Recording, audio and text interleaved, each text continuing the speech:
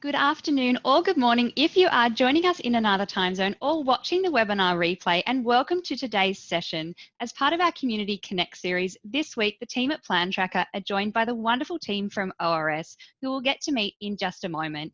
Today's topic, we're talking about behaviour supports for people with disability, and we're going to be going through a guide to both understanding, accessing and implementing positive behaviour support plans during today's session. So we're very excited. And I think, Sarah, we might get to meet them first before we do a round introduction of ourselves once more. So, Anthea, we'd love to hear from you. Do you want to introduce yourself? Tell us a little bit about what you do and what value you're looking forward to adding. And I know you're probably going to describe ORS in a lot more detail and add some value for the community. So go ahead. Thank you. So ORS are a allied health service provider, and I am a general manager of the behaviour support and psychology team. And today I'm really looking forward to sharing our experience in behaviour support and our expertise, and explaining to people about behaviour support and how it can really add value to their lives or their children's lives or the carers, people they're caring for, and how we can assist in that area. Lovely. Thank you so much, Anthea. We're very excited to have you here. And I know you've brought along a wonderful colleague from the team at ORS. So Irina, we might hear from you next. Yes, hello. My name is Irina and I am also from ORS. I'm the Behaviour Support Manager for New South Wales. And I'm so excited to be here today and be part of this conversation about positive behaviour support and all the wonderful things we can achieve for our participants. Lovely. Thanks, Irina. And thank you so much for taking the time out of what I'm sure is a busy day and a busy week ahead for all of us. Sarah, we'll cross to you next. I know the community has gotten to know you a little bit along the way as we've done these webinar sessions, but an introduction is always welcome. Thanks, Mel. So I'm Sarah and I'm part of the community engagement team here at Plan Tracker. But I guess for today's conversation, I really wanted to communicate that I've got my mum hat on for this conversation. I have two boys who are participants on the NDIS scheme. And it was just this year in 2020 that we started the process of beginning our very first positive behaviour support plan for my youngest son. And that was in fact in New South Wales during the height of lockdown for COVID earlier this year, was the time to which I connected with ORS in our local area with the local team and began that process. So I guess there's two things I want to share just starting off the conversation, is that I'll be sharing kind of my perspective and my experience, but that's in relation to behaviour supports for my son, you know, in our family situation and for a 10-year-old child. But I guess I wanted everyone to be really clear that we're talking about, you know, support plans across a lifetime, I guess. You know, the concept actually goes right across the lifespan. And the other thing I will say is that it wasn't a process that I was really looking forward to in the beginning. I'd heard some really disappointing experiences, and people had some sort of quite negative experiences around the concept or the process of working within a positive behaviour support plan. And so that's kind of how I started it off, you know, and it was a really stressful situation. But what I learned quite early on in that process is that it has so much enormous potential. And even though myself and my family's kind of early in the process, I guess you'd say, but I can already start to feel and experience the benefits of that. And so that's why I was really keen to participate in this conversation today. So thanks so much for allowing me to join in. You're most welcome, Sarah, and I'm excited to hear that you're going to be wearing not only your Plan Tracker hat, but also your mum hat on behalf of your son today. So it's always good to have that lived experience perspective when we hear from providers with such expert knowledge, such as the team at ORS. For those who don't know me, my name's Mel and I work with the team at Plan Tracker. I'm just going to run everyone through a little bit of housekeeping here today. So if you've joined us before or you haven't, just give me a quick moment to do this. So what we're going to be doing is we've got two fantastic moderators, one from the team at ORS. We've got Marco joining us today, and we've got Justine from the team at Plan Tracker. They're available in the chat box and also in the Q&A. So if you want to reach out and have a conversation, we'd love to know where you're all joining us from today. So if you want to pop which state you're from or your town, just your location, if you're happy to share that.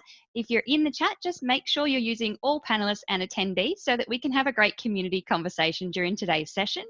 Other things, we will be sharing sharing some slides, obviously, with everyone and some fantastic resources that the team at ORS have put together for you. A reminder to everyone, these will be available on the replay page. So we'll be popping those links in the chat box for those joining us live here today. If you're on the replay page, simply scroll down and you'll find them on the same page below this replay session. So nice and easy, but without further ado, I think we might get started. We're really excited, obviously, at Plan Tracker. We're not only plan managers, we also have a fantastic self-management app. So talking self-direction and really coming to have these community conversations, we like to go above and beyond and really help the community to understand and implement and really connect, if you like. We always talk about communication is key. So without further ado, if everyone's ready, I'm going to pop our slides up on the screen now for us, and we'll jump into today's session. So if I can just get a thumbs up when everyone can see those from our presenters, we all good to go?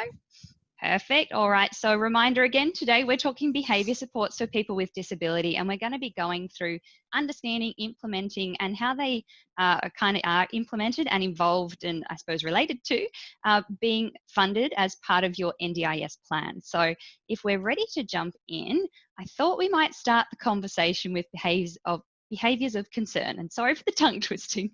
Lots of long acronyms going on here today. So Anthea, we might start with you if you don't mind. Do you want to tell us a little bit about what is a behaviour of concern? Yeah, so a behaviour concern will be classified as a behaviour that someone might consider challenging or quite difficult, and it's a behaviour that really is stopping someone from achieving the goals that they really want to achieve, so their personal or their life goals that they want to reach. Fantastic. And I know for some in the community, there can be kind of this grey area of, is it a behaviour of concern, is it not? When is the right time, Irina, for us to be asking for help, or really just asking, is this the right time to ask for help? Yes, definitely. So the right time to ask for help is, like Anthea said, anytime that a behaviour starts to impact on the individual's ability to learn new skills or function in the community or function day to day. But you can ask for behaviour support even before there are behaviours of concern. So for example, if you have someone in your life who just learns a little bit differently than we do, then through a positive behaviour support approach, we can help them acquire new skills. Lovely. And Sarah, from your perspective, obviously, I'll say pop your mum hat on for a moment. When Sure. did you really find in your family it was time to start reaching out and finding some support for your son? Yeah, I think that we did go through a phase of sort of not being sure and doubting ourselves. And as parents, we sort of was thinking, maybe this is my fault. And so we tried a lot of different, I guess you'd say, with our own knowledge and experience of approaches. And then we reached a point to which we recognised that the behaviours were having an impact on our family unit, that the end result was isolating. So as a family unit, we were becoming increasingly isolated from our connections, from our community, and also from those things that were going to build us our good life, like the life vision that I talk about a lot. So it was really that point to which I recognised the isolation coming into play, and that was the time I recognised I really needed to reach out for some new help. Thank you for being so vulnerable there, Sarah. I think for a lot of families, I'm sure in the community, isolation, it can feel isolating. You can feel like you're alone. And I think a huge thank you for sharing that and being open with the community. Anthea, have you found that in your experience that those in the community are maybe finding the isolation is the time that they're reaching out? Absolutely. I think definitely isolation has a huge impact on not only the individual, but also the family as well.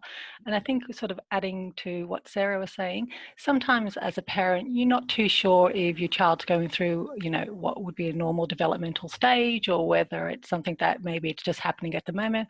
Maybe they've just gone to a new school or having new friendships, or is it just a phase that they're going through compared to maybe something where we might need some professional assistance. And sometimes that's really hard to determine, and that's where you need someone who's trained in this area to give some guidance and support.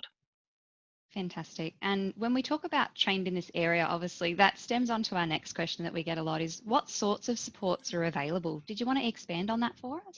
Yeah, absolutely. So a behaviour support practitioner is really someone with an allied health degree, and someone who is trained in looking at behaviours and their function, and then looking at ways to help someone address the challenging behaviour through looking at more appropriate behaviours and building someone's skills.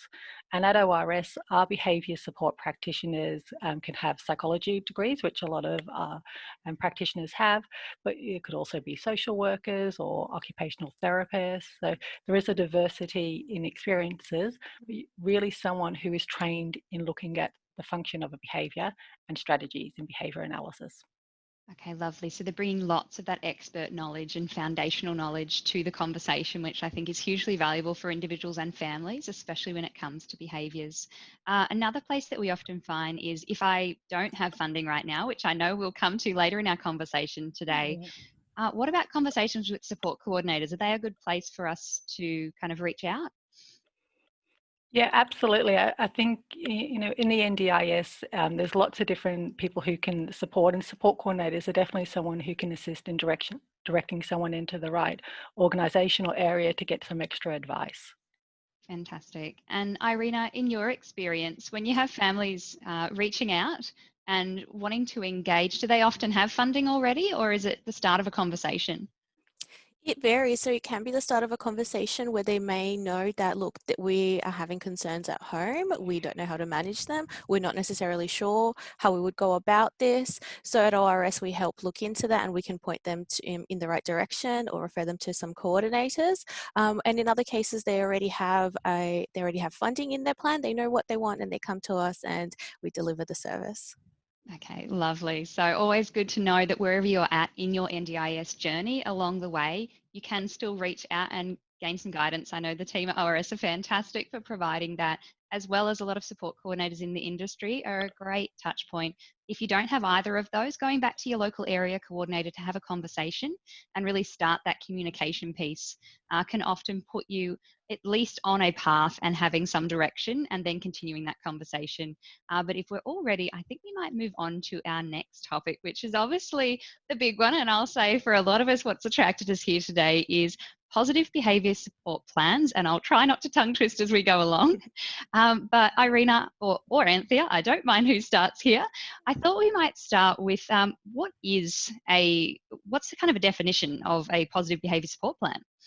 Yeah, so a behaviour support plan is really a holistic assessment so that we will get a good overview of the person's background, the family dynamics, the support networks, the other services that they're also engaged with, and really get a good understanding of what might be some behaviours of concern or challenging behaviours, and then really having a look at the function of that behaviour. So why are people doing those behaviours? Why is someone being aggressive or might be engaging in a challenging behaviour at home or maybe at a day program or at a school, and then really putting together a behaviour support plan which outlines the strategies to address those behaviours and helping people achieve those personal goals that they have. So those goals would be to address the behaviours, but also life goals as well. What are the personal goals that people want to achieve? Okay, fantastic. And I know that the team at ORS have a great resource on positive behaviour support. So Justine, I'll invite you just to pop a link to ORS's brochure in the chat box for everyone now. Once again, if you're watching the replay, simply scroll down and you'll find that in the links below. What we might talk about next, I think you touched on it a little bit there, Anthea, already, is the kind of the purpose. I know we've talked about this off air, about this holistic approach. What is exactly the purpose of putting a plan in place like a positive behaviour support plan? Yeah, I think the purpose gives people a sort of a plan, really. So it's a guide about how to actually help someone achieve those goals and help someone address any of those challenging behaviours. And once you've got that plan in place, then it's a matter of when new people come start working with the client, or maybe the person moves school, but you've got a document there that can be shared around and that people can use as a guide to best interact with the person and best support that person, so everyone's on the same page. I really love that. And I know I'm going to hear from Sarah in a moment, because obviously, Sarah, you have a positive behaviour support plan in place for your son. So in terms of that kind of holistic approach Anthony has just mentioned there, how have you found this as I suppose, being a guide. I'll steal your words there, Anthea. Being a guide for your support team and for the family. How have you found the implementation process? So right from the very beginning of information gathering, from the very first meeting with our behaviour practitioner, we were gathering all the different parts of knowledge because we had received supports for our son across a variety of different areas and across a variety of different environments. And so the process of gathering all that together in one place, in one central document, and having that reviewed and sort of organised by the practitioner was incredibly helpful. She's also the one to go and reach out to different areas, so the school environment, and also working with our support worker team, and also obviously talking to us as parents. And so what happens is that it's all central. So the really great thing about that is there's an incredible depth of knowledge and experience with our son that we could then assess, and what do we already understand. And I think that process for me as a mum who is in the day-to-day, I guess you'd say in the thick of it, is that it helped me understand that the behaviours that I was experiencing as challenging day to day with supporting my son had a purpose. I saw it straight away. You know, it's communication. What is he trying to tell us through these behaviours? And so that brought that to the focus, right? Rather than, oh my goodness, I've got to keep up with all these behaviours and how am I going to keep him safe? And I guess I was a little bit like a mouse on a wheel, going around and around and around with these behaviours. So it helped shift my focus. It helped me clarify what we already know and understand about my son. And then we can talk about the process of, okay, what have we tried? What works? What doesn't work? What's important to him? What's important for him? And that's the process we're going along. And the idea is that I'm guided in that process and I'm joined. I'm driving it, I guess I'm part of it, but I'm learning so much because I've got this practitioner who's doing it along with us, I guess you'd say. Lovely. Can I just add like you said, it's so beautiful when you said, if you can understand the function of a behaviour, that's really the key. Once you understood that for your son, he was trying to communicate. Yes. As a parent, that must give such a relief that now you understand why he's doing what he's doing. Yes, I think it does. And it just, and so many times I've talked about life vision, I've carved out this ongoing mechanism of a life vision. And I think whilst trying to understand the behaviours and keep up with daily life, I'd sort of fallen into this, this is disability, this is what's going to happen. And it sort of alienated me from Spencer as having these human needs, like all of us, just like all of us, and then being able to understand that. So then it sort of opens up more options, doesn't it? More ideas to explore about how to support him. So that's the process. That's the start. That's where we're at. Yeah. Wonderful. And I know you've been on this journey, Sarah, with the team at ORS as part of Spencer's Positive Behaviour Support Plan. So a testament to ORS as to the expertise level of really helping others to understand and also to implement and feel like, as you said rightly there, Sarah, you're not on that mouse wheel, you can step off and you can move forward. You can move forward for Spencer as an individual and also as a family and within your support team as well. Irina, I'd love to hear from you. What other sorts of benefits or positive outcomes have you seen for participants or their support teams? So like Sarah said, one of the biggest benefits for our participants is increasing their quality of life, not just for that participant, but also for the family and the entire support network around them. So you can imagine, being in an environment that's, surrounded by challenging behaviors, they become all encompassing. So when we're able to look at them, pull them apart and implement some strategies to help minimize them or prevent them, it just becomes a whole different ballgame for everyone. So it's increasing the quality of life for the participants, helping them meet their full potential and helping them achieve their goals. Exactly like Sarah said, you have goals for your son, for your, for the person that you're supporting. There's life goals and there's dreams and ambitions. So Positive Behaviour Support Plan really helps them achieve that. It improves their life lifestyle. So they can have more access to the community, more access to preferred items or preferred activities that they enjoy going. Maybe perhaps at one point they were not able to be part of a community group such as a sporting club, but now they can because we've worked on whatever it was that was preventing them from being in that environment. So the benefits are immense. Wow, that is huge benefit, and something we always advocate for at Plan Tracker is really that inclusive community approach. And I love that the team is looking at that from a not only in addressing in the individual's life, but also as their participation as part of the community. That is fantastic and heartwarming. That melts my heart to hear that, and to hear that you've had such positive outcomes from that. And obviously we realise each individual circumstances are different. If you don't mind my interrupting the conversation for one quick minute, we're having quite a few questions as to where does ORS service? So Anthea, would you mind just answering for us? We've had questions, are you Australia-wide? Are you in Queensland? Where can we access, or who can access throughout Australia? Yeah, absolutely. So we are a national provider, and if you go to our website, you'll see our face-to-face site, but we also offer telehealth everywhere as well. Perfect. That is fantastic. And for everyone who's still asking those questions, Marco's just popped a link into the chat box for you all. There's a few more in Q&A. I just thought I'd insert that there while we were having the conversation. All right, let's move on to the next part of kind of these foundational building blocks, which is really access and funding under the NDIS. So a big question we often get is, can a positive behaviour support plan be funded under my NDIS plan? Is that a yes or a no? Yes. Absolutely yes. All right, fantastic. Would you guys like to expand on where you often see this funding coming from? Yep, so the funding predominantly is under improved relationships, although everybody's plans are a little bit different. So in terms of, how they can utilise the funding. So I think what people are best doing is actually contacting someone like ORS and having a discussion about the services that are needed. And then we can also help look at your plan and then direct you in the best way that's needed for your individualised plan. Mm-hmm. Lovely. I love that we're coming back to that individualised, because we get this question so often in the community about all different sorts of supports of, can it be funded? Do I have funding available for this? So rightly, as you have said there, improve relationships, which is budget 11 for any of the providers in the room. Quite often we've seen after the commission was implemented, obviously it's only a few years old. So for most states, WA is a little bit of an exception, and I'll ask you guys that in just a moment. This budget for improved relationships is most commonly seen as agency managed. In the early days, it was a bit more flexible.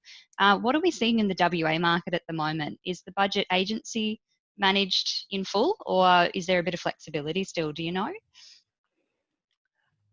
I think maybe, Mel, you might be best, because I'm not 100% sure about individuals, so I don't want to give the wrong information.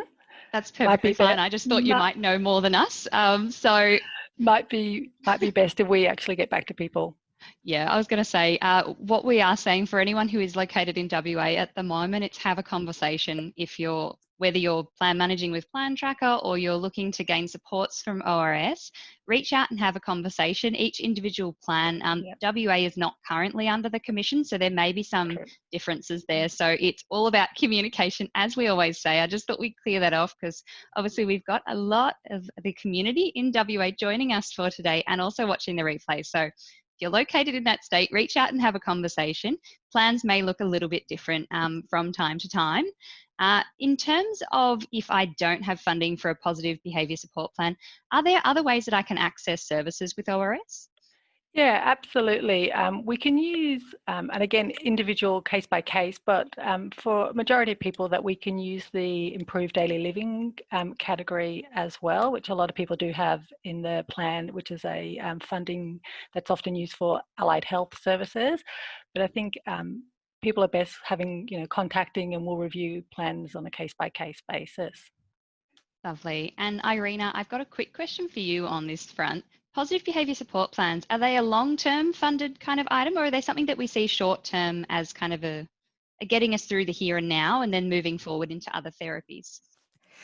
Long term, I think predominantly because it's almost like a lifelong approach. So it's not we have this treatment for X amount of sessions or 12 months and then we move on. Because what happens once we reduce the challenging behaviours, there's a whole lot of other skills that we want to teach our participants. So it's never ending really, and NDIS are great at covering that across the lifespan. Lovely. I love that we're talking lifelong, and we're also talking about this holistic approach still and having that conversation around all the different touch points and all the individuals who are really involved in this implementation process. So I thought, let's just put a pin in that for a moment and back it up. When we talk about creating a plan, obviously, if you're looking to request a positive behaviour support plan, often we'll find if you're working with a therapy provider already, they may include that in their report that you would take to your planning meeting or your plan review meeting. If you're going for an initial plan with the agency, then again, taking documentation and requesting and having that conversation with your local area coordinator at your planning meeting is how you can request funding for this. That's just a back to basics note there. But what we might do is, Anthea, I know you've got lots of information to share with us in terms of creating a positive behaviour support plan. Who's involved in that process? Lots and lots of people. So, of course, we will always meet with the participant and the support network. So that could be their families or an advocate or a guardian. And then we also like to meet with, if the person's at school, we could go talk to the teachers. If the person attends a day program as well, we could go to the day program. We'll also contact allied health support. It might be that a speech is involved or an occupational therapist, GP. It really is such a large information gathering at the beginning, really to get a great understanding of the person so that we can support them the best way we can. And to do that, we need to contact as many people as we can to get that information. For each person, it's different. Some people have larger support networks than others. So for some people, we might be contacting more people than others, but it's really who's the main people in that person's life that's supporting them, and that will help us best support the person. Okay, great. So really gathering that whole picture of what life looks like for this individual or person with disability or your loved one, or that may also be yourself, depending on the ages. So in terms of once a plan is created, how do we look at implementing it? So kind of let's give an example. If I've just gained funding for a positive behaviour support plan in my NDIS plan, how do I implement that? What are my kind of steps? Yeah, so the first step would be doing the assessment and then developing the positive behaviour support plan. And once that plan's developed, is that we'll meet with all the key people and then we'll actually review the plan and start the training in the plan. So that's teaching people some of the skills for the people who are supporting the client, teaching them some of the strategies, maybe about interactions or about skill building. And then we'll also work directly with the participant to teach them the skills as well. So the implementation involves lots of different people as well, depending on who's supporting that client. Okay, great. And is that something that if I was looking to engage ORS, is that something that ORS does kind of full circle? Yeah, absolutely. So what we love to do is do the assessment, determine the functions of the behaviours and what personal goals that person wants to achieve, develop the behaviour support plan, and then start the training. And as Irina mentioned, is that we will constantly review as well. The plan gets updated at a minimum every 12 months. So we'll update the plan because goals change, people acquire more skills, and then we keep moving. So we get new goals for someone and then look at what skills we need to do to achieve those goals. Lovely. It's something we always say at Plan Tracker is life happens. And then I love the fact that you're reviewing and really looking at, have the goals changed? Have I moved forward? Do I just need to pivot? It's always about that communication conversation. So I love that you guys are doing that with each of your participants and families. The next question we often get is kind of, what does the success pathway look like? So I suppose as we've popped on the slide here, the key elements to successful implementation and really good outcomes. A lot of individuals and families come with high hopes of the outcomes. So I thought we'd have a great conversation around this. And I know, Irina, we might start with you. We talk about person-centered approaches. How does ORS approach this? So definitely person-centered approach is paramount to everything that we do. So essentially we look at the individual and we look at them as a whole. We look at what do they like, what are their strengths, what are they good at, what do they enjoy doing, and we keep saying and going back to goals. What are their goals? What do they want to achieve? And we help them achieve that. So with a person-centered approach, like I said, we look at what they like and what their strengths are and how we can build upon those already existing skills to teach more complex skills. Lovely. And I know we spoke about before behaviour as a communication, Sarah, and obviously coming to understand as a mum for your son that his behaviours are a communication. Have you felt in your experience with implementing a positive behaviour support plan that person-centred approach really helps? Absolutely, because we can focus on what really drives or what motivates my son, and also what keeps him well, what keeps him regulated. What are the activities that are really important to him that need to occur, and then understanding how the behaviours sort of intersect and prevent us, and at what point then can we put the additional supports in. And sometimes that's around the additional supports for regulation, additional supports for communication, and those types of things. And just in fact the other day I was talking to our coordinator of support, and also following that our behaviour practitioner around, this behaviour, as this communication support works so well in the home, how do we make it mobile? Mm-hmm. How do I take this, which is kind of big and clunky and difficult, but how do I move that out so that when we're out in the car or when we're out with our backpack on, down towards the beach, because that's where he wants to be. That's the activity, that's the end goal, is out in the community, out and about bushwalking at the beach and that type of thing. So it's kind of just allows us to then go and we sort of break them down and then troubleshoot. Does that make sense? And drill down into that and find individual ways and to support. And I guess with the practitioner, I can go back to my person and I can say, okay, this is what we've done so far and this is the result. But also because we have access to her as a resource for training, she's actually going out with some of the support staff herself and doing some of that piece of work as well. So it kind of touches all our team, and we can all bring back to her all our experiences and then decide, great, we've reached a point to which this is a really great strategy to add in or a support to add in, or we need to tweak it a bit more. So that's how it's person-centered for my son. I hope I explained that clearly enough. There's so much going on that I want to try and simplify it. But yeah, does that, Anthea, do you think I've kind of explained? I was going to say, you said it perfectly. And I love the fact that you said you times that need to tweak behavior, because we come up with some great strategies and we implement them, but sometimes things happen, and that means that the strategy that worked last week may not work this week, so we need to slightly tweak it based on the new information or the new circumstances that's happening. And it might be that one strategy that works at school may not work at home because they're different environments, or sometimes maybe the same one will work, but each person needs different strategies for the environment and also different people that they're working with as well. So it's definitely always individual. Human behavior is so complex, and that it would be too simplified just to say that we've got a handful of strategies and we just use the same with each person. That will never work. It's always got to be individualized. We have to get the participants buying. So like I said before, it's about what they like and what they're willing to do. And I think that's the same for all of us. If we enjoy doing what we're supposed to do, then we'll keep doing it and keep doing it consistently. So it's the same with our clients that we work with. And touching on Sarah's point before, that as consultants, we go to the beach, we go to the park, we go wherever's necessary and test out those strategies and problem solve on the spot to make sure that on the weekend when we're not there and it's a family environment, that it's a nice, relaxing and enjoyable outing, and you're not worrying about, but this could cause problem, and the communication device, it's big, and then pictures are flying out. We try to take all the problem solving off your hands. Yeah, and I found also that sometimes in our experience, even though as I said, we're at the beginning, but one success can lead to another.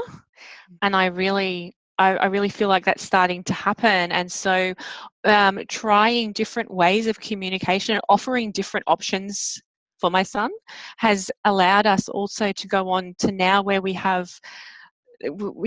new ideas are coming up, and he can communicate things like for example, level of pain or discomfort. And now we have a really great system of communication with that. Whereas before, it wasn't really on my radar. I couldn't understand his physical signals, and I didn't understand that meant he was in pain.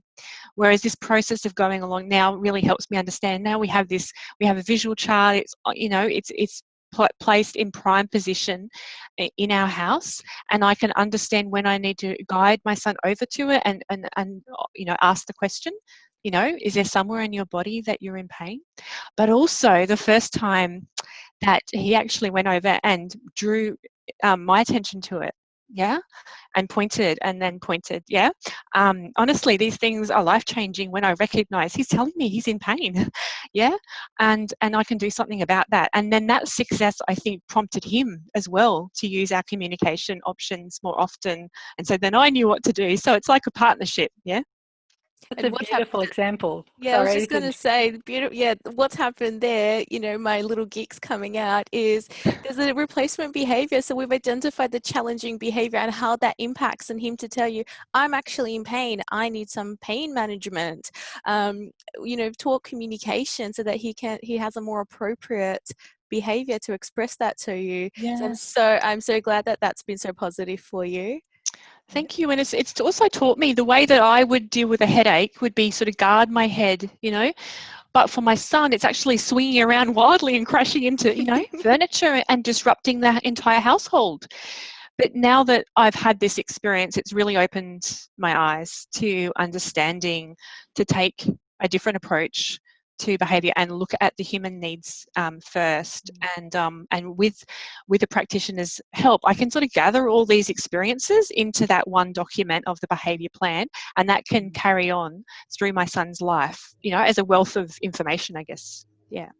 Wow. And Sarah, what you also showed is that through your story that you just showed there, is that behaviour support is about giving people practical ways to actually work with challenging behaviours too. So you talked about the visual schedule and teaching people to identify pain in the body. That's very much behaviour support. It is about giving people those hands-on resources to actually work with, so that we can teach people skills. It's definitely a lot of talking, but it's also a lot of here's the resources and here's the different activities, and let's teach people different skill sets so that they can continue those on when we're not there as well. Agreed. And it's teaching me at the same time. Hey, there's a bit of training for both of us involved in this, I think. Lovely. I think all three of you there have just touched on our next point so beautifully around the importance of communication, whether that is between ourselves and our loved one, between ourselves and our support practitioners, and our whole team as a holistic approach. Obviously, as NDIS plan managers at Plan Tracker, we always advocate for have a conversation and have this communication. And communication looks different for each of us. I am super conscious of everyone's time though today, so we're going to move the conversation along just a little. Irina, working as a team, I know that we've had conversations before around working as a team and the importance of this. What is the importance of working as a team in relationship to a positive behaviour support plan? So like Anthea said at the start, there's a lot of people involved in developing the behaviour support plan. It's the participant themselves, it's the immediate informal support. So whether it's parents, it's the guardian, it's the advocate, it's the staff at the day program or the staff at the residence. It's, the other allied health professionals, so the speech pathologist, occupational therapist, psychologists, psychiatrists, teachers. We all have different roles, but so working as a team means that we get together and we make sure that do our goals align? What are we working on? Are we all working on the same? Are we all heading in the same direction? So it's super important that we have an open communication. We conduct regular case conferences with all the key stakeholders to make sure that this is what we've been working on. These are the results that we got. This was expected or this was unexpected. But at the end of the, these are our overall big goals that we're hoping to achieve, and how can we all do that to support our client best? Perfect. I love that. And Anthea, we'll cross to you next. Obviously a big topic, and we're not going to deep dive for everyone. And I'm going to do a quick piece of communication before we jump into it for everyone who is asking questions, Marco and Justine are doing their very best to keep up with you guys in the chat and the QA inboxes. If we don't cover your question during the session or we're unable to answer it while we're live here today, I'm just conscious of everyone's time, we will reach out to you personally and respond to each of your individual questions. So you will hear from either team, depending on what your question was and who is best to answer that for you. But Anthea, governance and restrictive practice. Obviously, restrictive practice, everyone kind of gets a bit like, oh, I don't know if I want to discuss it, but I feel like it's important that we mention it. So do you want to run us through a little bit quickly? Yeah, absolutely. So restrictive practices are any practices that impact on the freedom and rights of someone. So it could be something like locking the fridge or locking sharps away or locking the front door. And restrictive practices apply when people who are paid by the NDIS, so for example, a support worker, is implementing that practice. And restrictive practices need to go through an approval process, and the approval process is per state. So each state has slightly different rules and regulations around restrictive practices. But regardless of what state or territory people are in, is that restrictive practices have to be in a positive behaviour support plan. So that's the first step for approval process, is actually getting the restricted practices assessed by a behaviour support practitioner and then added into a positive behaviour support plan. Okay, fantastic. I think that's nice and easily covered. And as we said just rightly there, each state differs. So really, depending on where you're located, Anthea, are you happy if anyone who has questions in regards to that reaches out to the team at ORS? Absolutely, yep. Perfect. All right. I think we'll leave that one there because we could probably talk for hours on that topic. But I really want to move us on to how we move forward. And really, a conversation we often have is finding the right fit. So I'm just going to move notes down here. Obviously, we covered before, how can I request a positive behaviour support plan? So once again, at your planning meeting, so whether that's your initial or at your plan review meeting, in terms of documentation, Irina, do you just want to comment on any sort of supporting documentation that may go along with requesting that? Sorry, Mel, I zoned out for a little bit, to be honest. I'm looking at the chat and the questions coming in, but I believe the question was supporting documentation for requesting a positive behaviour support plan. Not necessarily. No. Okay. No. Can I just say what I added to my request? Is that okay? Yeah, go for Yeah, it. so I had made sure all my up-to-date assessments were up to date, and OT functional assessment, and I made sure they were detailed enough.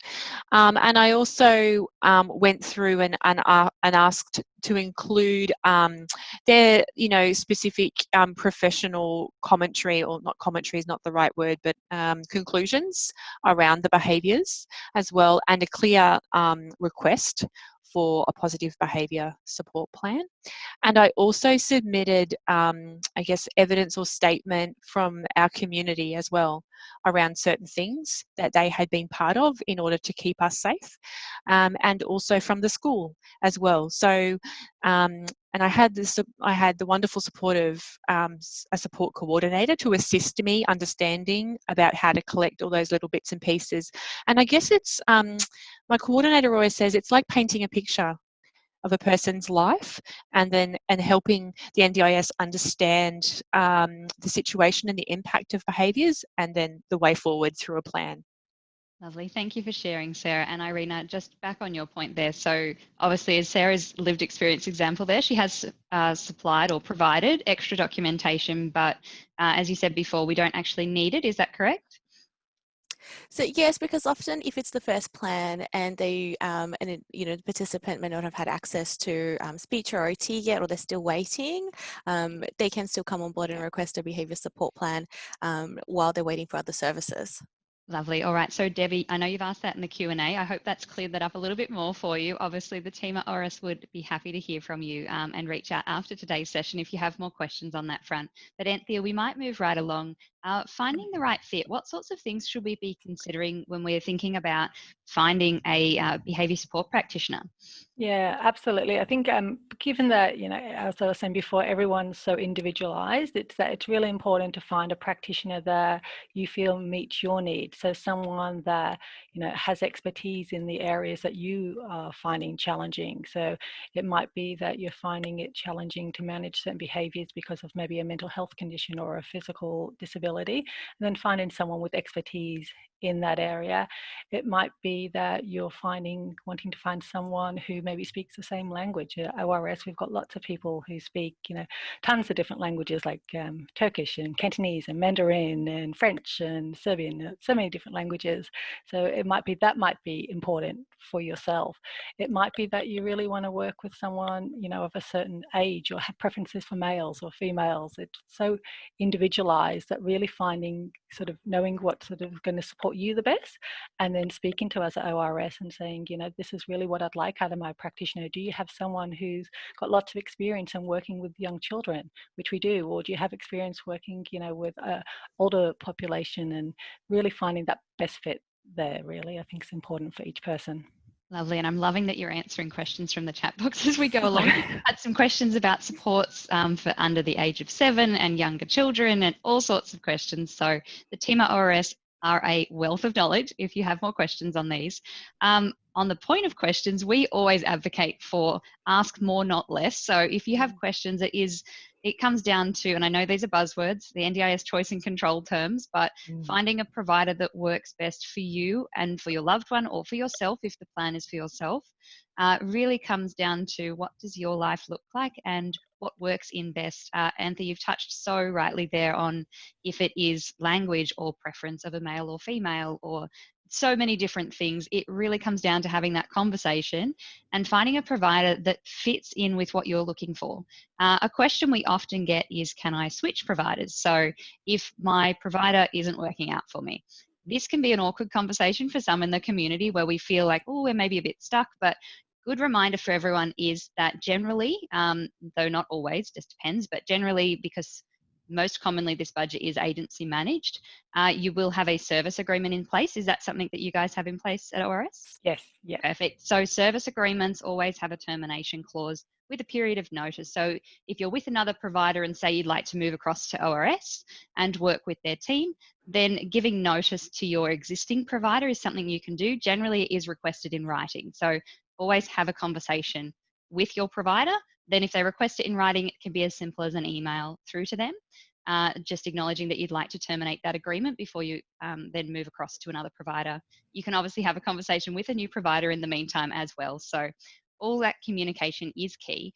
In terms of switching, when is it a good idea? And have you had experience with individuals or participants switching providers during their plan?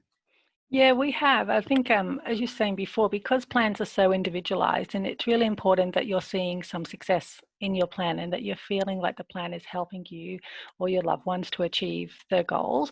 And if you're feeling like that's not the case, then that might be a time to actually consider changing. And then it's a matter of actually talking to see, well, do we need to develop a new plan? And that could be because the old plan, wasn't the right fit, or whether we just need to tweak the plan, or whether, there's elements of the plan that's working really well, and then we just need to continue building on that. So definitely all very individualized depending on where someone's at. I love that. And we always talk about individualized. We've said it so many times during today's session, and having that conversation, it's not always a full restart. It can be just that communication piece, what's working, what's not. Where do we go from here? Now, I know in terms of working towards a positive behaviour support plan, we're going to come to you in just a moment, Sarah, but I know we're running a few minutes over. If everyone's got a few extra minutes, we've got so much value to add just on the end here, so we're just going to run over a little bit. If you do have to pop off, we will have the webinar replay available tomorrow for everyone to watch. If you need to pop off for whatever life circumstances, please do so. Don't feel obliged. But Irina, I thought we might just quickly hear from you in terms of what sorts of questions should I be asking a prospective provider of behaviour supports? So like we said before, like Anthea said, questions about the people in your team. So who is available to work? What are the experiences? What are the expertise? Do you have anyone that has previously dealt with this behavior that we're having? Or, we have a complex family dynamic, or do you have anyone that can support us? Even questions such as, my son's after school, so he doesn't come home to 4:30. Do you have anyone to do those late after school sessions? So anything and everything you can think of, think about, what you need, what are your needs, and bring those questions forward. I love that. Absolutely love that. And I'm sure Sarah's had this conversation when thinking about any supports for Spencer there, Sarah. In terms of working towards positive behaviour support plans, Anthea, you mentioned this before, the independent daily living budget category that also has funding under it. What sorts of supports can ORS provide under that funding category? Yeah, so under that category, we could look at OT supports, or psychology supports, or speech supports as well. And as Sarah was mentioning in her case, is that utilising those services to provide evidence for a behaviour support plan could be useful. So outlining, some of the concerns in those areas, or some of the needs in those areas, and that can help justify the sort of, the current circumstances for a behaviour support plan. And I should also mention too is that sometimes people have a sort of a limited funding in the improved relationships for the behaviour support plan. If that's the case, please still contact us, because we can see what we can do in that situation. So it's so, I know we keep going back to it's so individualized, but it really is. So it's please don't think that I've only got a small amount of funding, can't do anything with that. Please contact us so we can see what we can do. It might be that we could write a support, do an assessment, or write a support letter, so that you could go back and maybe get an early review if that's a possibility. So it just really has to be case by case. But it's the benefits of doing positive behaviour support are enormous. And it'd be a shame for people to miss out by, sort of not asking the questions, or getting support in the right area to see what's available for them. Fantastic. And Sarah, I know you've touched on a little bit of this before as to, I suppose, the documentation that you took into Spencer's plan review. In terms of your journey towards having a positive behaviour support plan in place, did you just want to share a little bit about that? Yeah, of course. I definitely want to just touch on a really big point that that on reflection has been incredibly important to me. And Mel, this will be no surprise because you know me well enough. And I think, in fact, I joined a meeting probably about 6 weeks after connecting with ORS, and I joined a work meeting, and I said, Mel, the communication, it's amazing. It's like, yeah, it's just fantastic to have working with a provider who is so able to just be so proactive and so on point with the communication with myself, and also the support coordinator and the rest of the team involved, support team in Spencer's life. It's just been phenomenal, and it's a key part of my success in this. So I'll be very honest, I was very annoying. I spent a lot of time on the phone initially to the customer care team at ORS, asking a lot of questions and a lot of hypotheticals. For example, if I start this process and you send somebody I don't like, what do I do? What's the steps I take? Really, really practical nuts and bolts of that type of thing. We also, as Anthea mentioned just there, we needed to use the initial behaviour funding to actually start the process, and then we needed to return to review with the agency. And so my behaviour practitioner, she was just fantastic in that, really like regular communication and updates. And then she said, okay, here's our options from this point on, and X, Y, Z. And she laid those out, and then she left it with myself.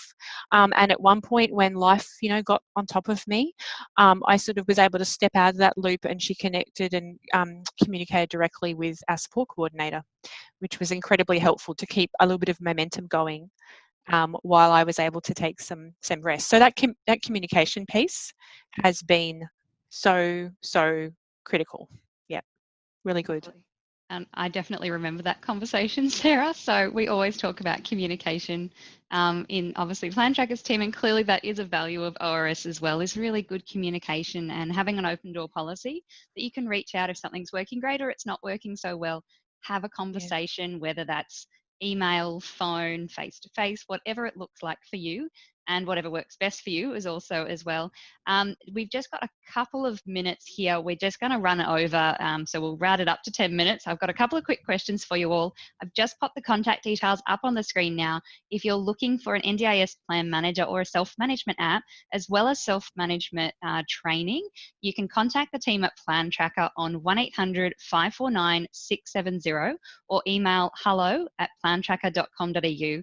And obviously our wonderful webinar partners from today, the team at ORS, would love to hear from you as well. So if you're looking for a behaviour support practitioner or many, many other options as well. I know they have a wealth of services, so jump on their website, which is orsgroup.com.au, or reach out to them on 1800 000 677, or you can also email ors@orsgroup.com.au. We'll pop those details in the chat box for everyone now. If you're on the replay page, scroll down.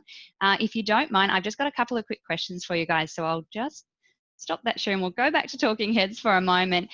In terms of referrals, so we get lots and lots of questions, both teams, I'm sure, as to how quickly can someone get started. So I'll just answer quickly on behalf of Plan Tracker, if you don't mind.